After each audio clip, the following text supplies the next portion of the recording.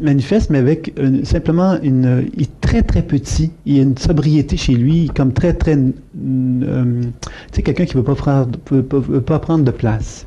Et ce que je sens de ce guide-là, quelque part, c'est un peu comme s'il ne voulait pas vous déranger. C'est comme s'il disait même, il parlait très peu fortement, parce qu'il dit que s'il vous dérange, vous allez partir en courant.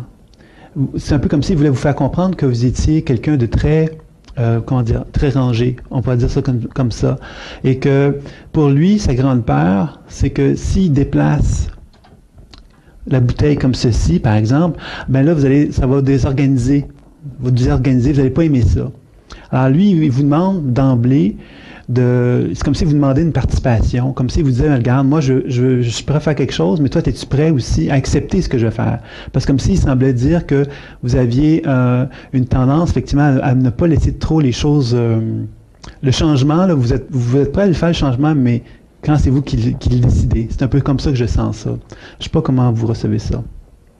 Oui, mais comment je peux faire pour l'aider? Simplement être d'accord, lui dire que si vous êtes d'accord, parce que comme si lui vous demandait une participation, c'est-à-dire comme s'il vous demandait de dire oui, je suis prêt à participer, je suis prêt à le faire, à travailler avec toi. OK. Oui? OK, bon, c'est bon.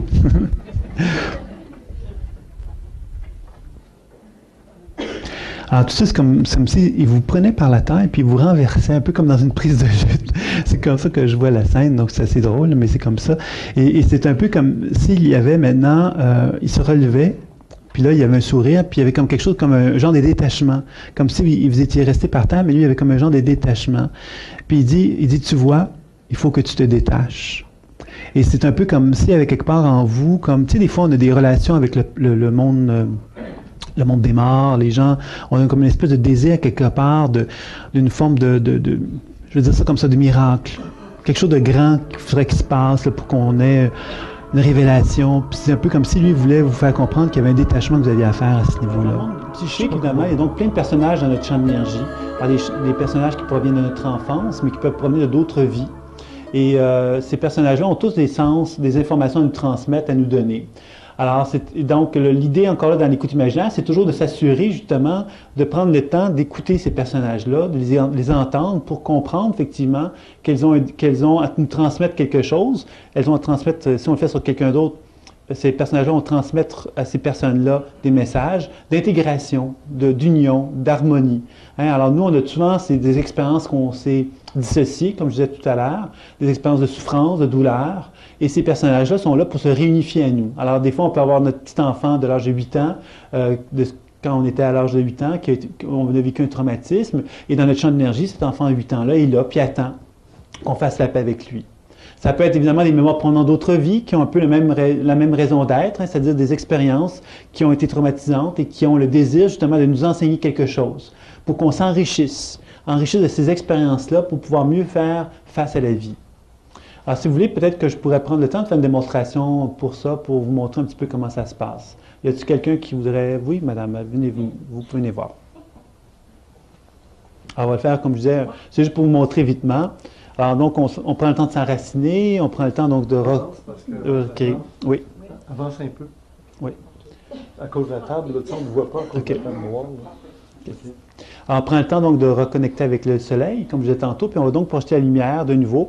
Mais là, dans ce cas-ci, avec une intention. L'intention, c'est que tantôt, j'avais l'intention de me mettre en relation avec l'aspect santé d'une personne. Là, on va plus se mettre en relation avec l'aspect psychique du champ d'énergie de la personne. Donc, par notre intention, on peut se mettre en relation avec ce que l'on veut, finalement. Donc là, je vais voir qu'est-ce qui va apparaître comme personnage. D'accord?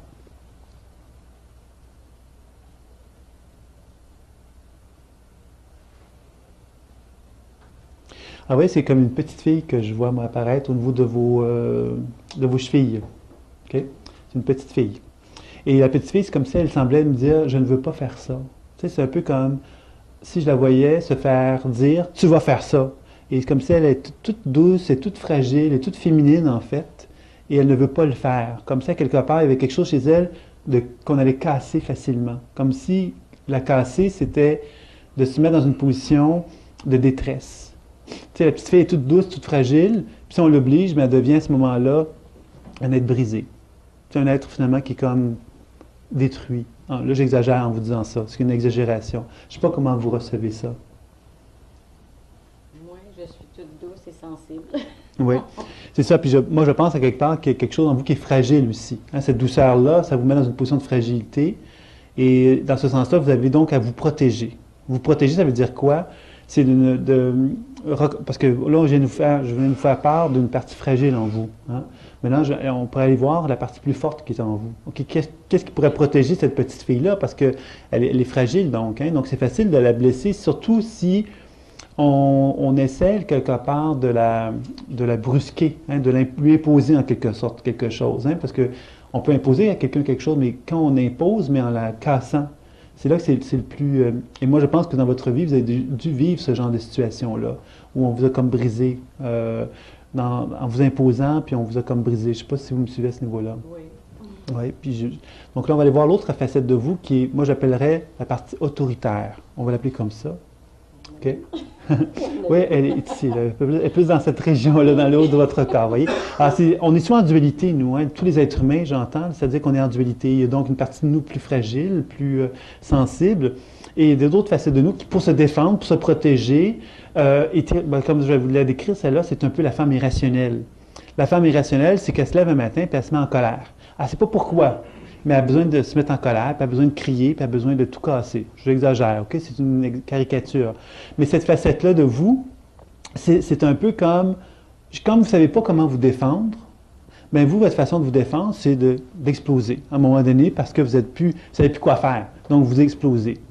Mais l'exploser, c'est une chose, c'est une bonne chose, exploser de temps en temps, mais exploser en harmonie avec cette femme douce-là, ça sera encore mieux. C'est-à-dire de reconnaître qu'effectivement, si vous explosez, c'est parce que vous n'êtes pas respecté dans votre partie plus fragile de vous-même, plus féminine, plus douce, dont je viens de vous décrire, vous voyez? Alors, j'ai l'impression que c'est ça que vous avez à apprendre à faire, à faire le lien entre les deux. Je ne sais pas si vous me suivez par rapport à ce que je viens de vous dire. Oui, vous reconnaissez cette autre partie-là de vous que je viens de vous décrire? Oui, qui n'est pas forte. Oui, bien sûr. Moins forte que... Oui, bien sûr. Mais quand ça doit arriver de temps en temps quand même, cette autre facette-là. Il y a 3 applications, donc l'énergétique, le psychique, le transpersonnel. Évidemment, il y en a bien d'autres. Hein. Évidemment, c'est comme quelque chose de très sommaire que je viens de vous présenter. Évidemment, l'idée que j'avais, moi, au départ, avec l'écoute imaginaire, c'était d'offrir aussi les outils pour que les gens arrivent à le faire. Donc, je ne suis pas... Je suis quelqu'un qui le fait depuis 20 ans, donc j'ai une certaine expérience. Et c'est évident que dans l'enseignement, moi je l'enseigne en Europe, je l'enseigne au Québec aussi, puis je le propose sous une forme où, à distance, avec des CD audio, avec des appels conférences et tout ça. Et c'est des choses que j'observe que les gens arrivent à développer progressivement. Donc, il y a donc un enseignement qui existe. Il y a des livres qui ont été écrits pour bien mettre en évidence que cet enseignement-là n'était pas un enseignement secret. Parce que moi, ce que je souhaite justement, au contraire, c'est de faire comprendre aux gens que c'est accessible à tous, que le monde imaginaire, tout le monde le possède. Il faut juste être capable, donc tout doucement, donc d'apprivoiser ce langage-là pour être capable de parler en quelque sorte. Alors, le premier livre qui a été écrit, c'est l'écoute imaginaire. C'est le plus gros des deux. C'est lui qui présente les fondements théoriques, scientifiques aussi, j'ajouterais. C'est un livre un peu plus musclé. Pour celui qui se pose des questions, c'est celui qui serait le plus approprié. Alors, il y a des histoires de cas également avec des illustrations couleurs qui sont très belles. C'est un livre qui a été fait avec beaucoup de soin. Et le deuxième qui a été fait, c'est considérant qu'on avait mis beaucoup l'emphase sur l'aspect technique dans celui-ci, dans le plus gros, on a donc été dans la plus grande simplicité vers le deuxième. Donc, on a plus présenté ça comme un jeu, l'écoute imaginaire comme un jeu, dans lequel il y a 17 leçons qui sont enseignées dans celui-ci. Alors, donc, on a délaissé l'aspect technique ou plus substantiel du premier pour vraiment aller vers l'aspect très, très pratique dans celui-là. Alors, celui qui s'intéresse à l'aspect plus comment le faire, l'approche, celui-ci, celui qui voudrait mieux comprendre qu'est-ce qu'on peut voir puis comment on le fait, etc., c'est celui-ci qui serait le plus approprié. Et un troisième livre qui a été écrit, c'est que souvent, dans la pratique de l'écoute imaginaire de soi, quand on le fait sur soi, j'ai souvent observé que des gens, des fois, se sentaient un peu désemparés, avaient de la difficulté à le faire, parce qu'il y a de la douleur, des inconforts, etc. Alors, j'ai tomber sur des produits qui sont à base de cuivre, qui peuvent se combiner au travail sur soi. Il y a des aimants également que j'ai aussi proposés dans la pratique. Alors, c'est des produits qui peuvent être combinés à l'écoute imaginaire pour faire un travail. Donc, c'est des produits, le cuivre, ce qui est intéressant, c'est que ça régularise l'énergie un peu naturellement. Donc, il n'y a pas d'effet négatif à ça. Puis, on peut donc le faire d'une façon consciente à l'aide de l'écoute imaginaire. Ça, c'est donc sa couverture de cuivre, vous voyez, qui est très souple, qu'on va mettre sur soi pendant une demi-heure, par exemple, pendant qu'on fait de l'écoute, et on va voir, même en faisant aucune écoute, que c'est un effet. Ça te va bien? Ça te va bien? C'est toute une antenne, en tout cas. C'est notre fin de notre soirée. C'était bon, hein? Merci.